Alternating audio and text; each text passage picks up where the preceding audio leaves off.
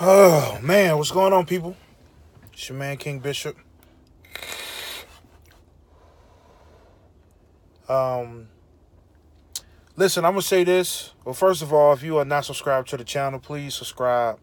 If you like the video, got something you want to say about it, please do that. I'm looking rough, y'all.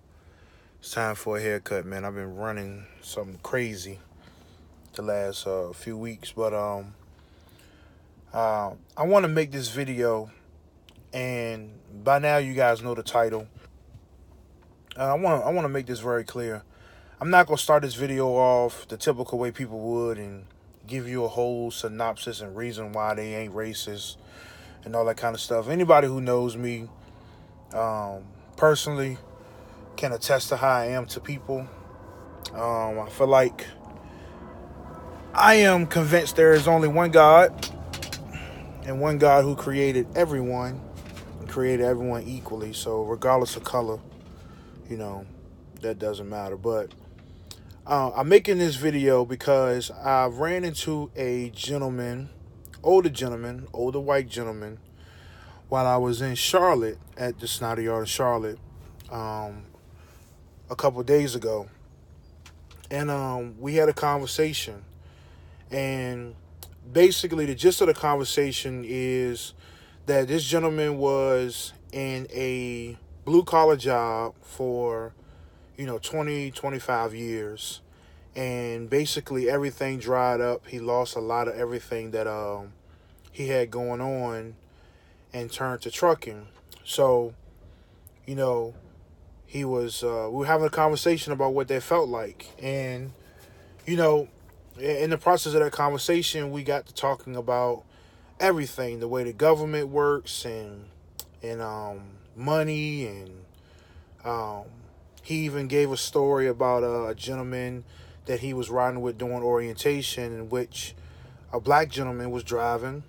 He was on the phone with his wife, and his wife had gotten pulled over. And the conversation went from jokey, laugh to serious on how he was explaining to his wife how to deal with the police officer.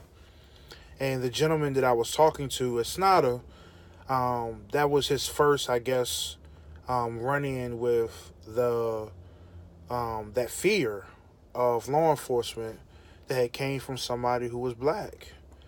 And I guess until that point, it wasn't real. I mean, I'll say this.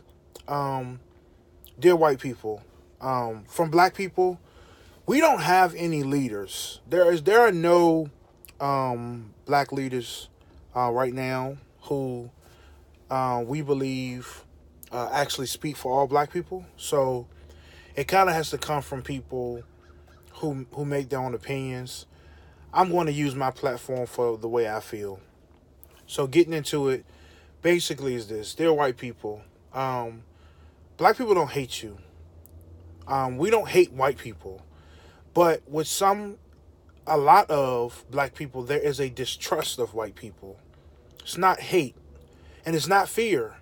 It's the distrust of not really ever feeling confident that you're being genuine or honest. Because, for someone who is living a situation, it's hard for them to believe that you don't see it. It's like when you dealing with this gentleman who had never had a negative run-in with law enforcement. And because he is not black, he doesn't have that natural fear of being shot down by the police officers. To him, it wasn't real until he had someone who he had became buddies with, who was in the middle of that situation. And a lot of black people feel like, how could you not know? How could it not be real to you? And on some parts, it's up to us to be more willing to explain and easier on people who just don't know. It's really ignorance. I don't believe that most white people ignore it. I believe that a lot of them are ignorant to it because they don't experience it. It's hard. If you don't have back pain, it's hard to know what it feels like to have back pain. And so I kind of think that's what it is. I think a lot of it is ignorance. And dealing with my white friends and the conversations we have, and things like that. A lot of it is ignorance. They just don't know.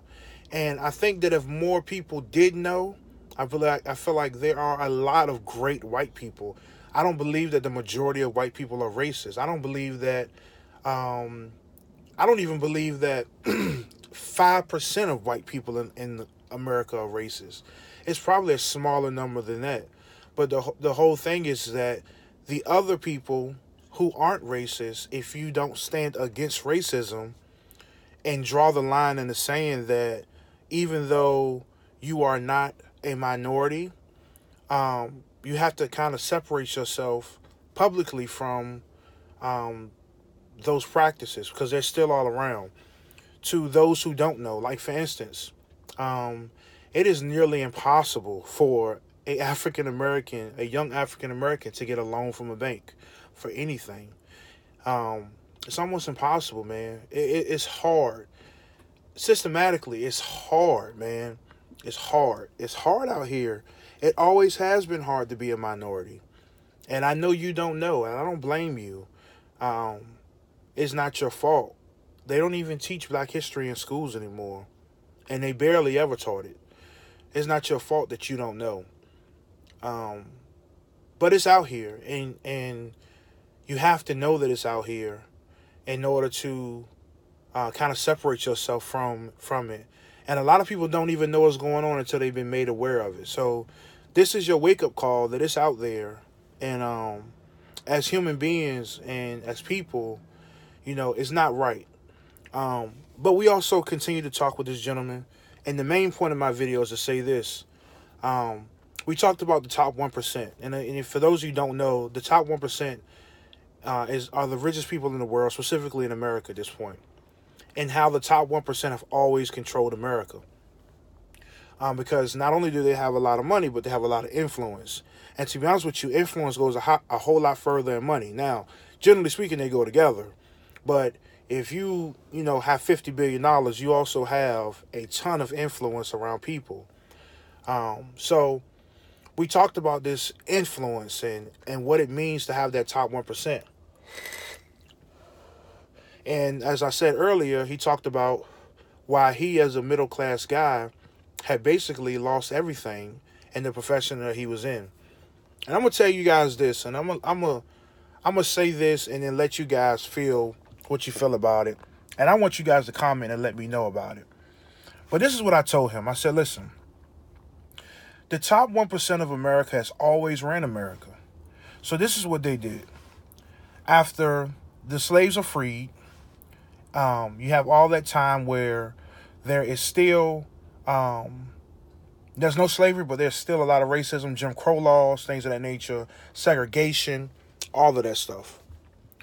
The top 1% of America told white people that they should fear black people or they should hate black people because we were coming to get their jobs. We were going to be the ones that stopped them from getting the jobs they wanted, keeping the money, the quality of living. We were going to move in their neighborhoods. We were going to change their heritage. We were going to infiltrate their social structure. So they made us made us the villain. And they got the average white man at that time, who generally only wanted to have a decent lifestyle. They made him feel like we were the enemy. So he began to hate us. Not hate us because of our skin color, but hate us because it was a dog eat dog. They didn't want to lose what they were accustomed to. I can understand. Time goes by, the minorities begin to rise and create their own things. And the black man becomes a far distant. There's still racist groups. Don't get me wrong. There's still systematic racism. But at this point, I believe that the average white person does not have a hatred towards the black person. They don't look at the black man and say, you're trying to change, you're trying to take my job and take, because you're black. I think that's not the same. But now you look at it, and the president, the POTUS now, is now focused his attention on the Hispanic community. And if you notice, that's what they're doing now.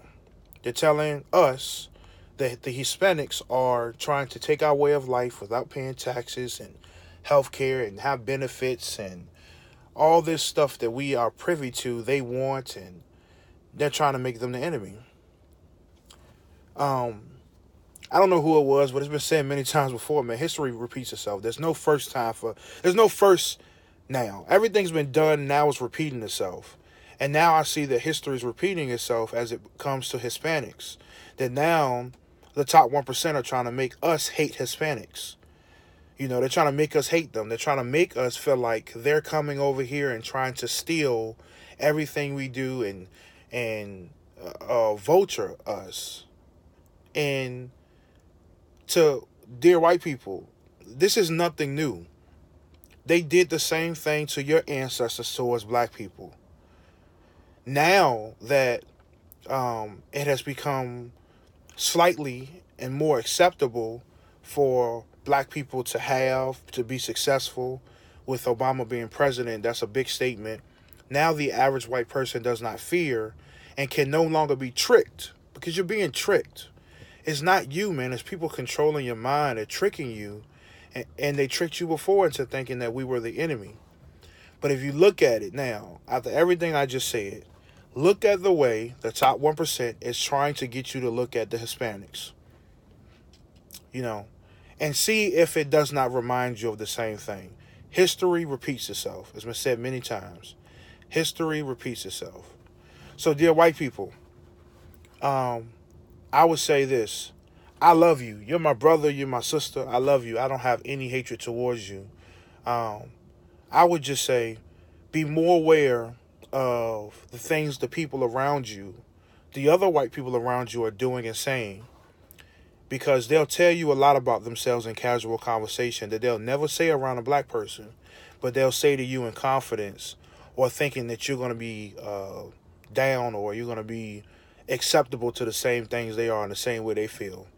Keep an eye out for it, man. Watch the small comments.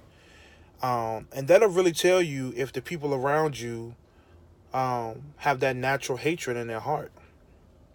And if so, need to break away, man. So, as always, man, I appreciate y'all for watching. Please comment, like, subscribe. I'm going to leave it at that. Y'all be easy. Peace.